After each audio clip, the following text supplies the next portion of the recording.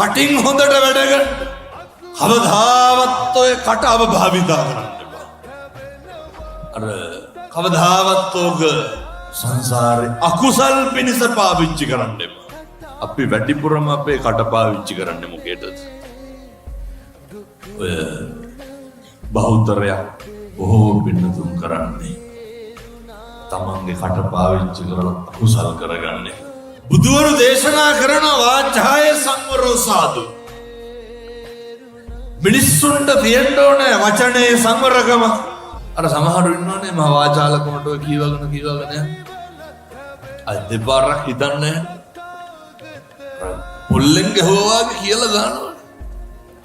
කවදා ඒ කරලා කියනවා මේ අර මගේ කතාව කෙලින් කියලා. කාගේ හරි හිතක් රිදෙන්න මොකක් හරි කියලා කියනවා. මම අම්මට තාත්තට උනත් මෙහෙමලු. ඒවට කියන්නේ ගොංකම කියලා. මෝඩ කන්නේ. මිනිස්සුගේ ඍජු භාවයේ තියෙන්න ඕනේ. මොකටද එන්නුනේ අපි මේ බින්දාම සිද්ධ කරගන්න හම්බෙච්ච මේ කටෙන් අකුසල් කරගන්න.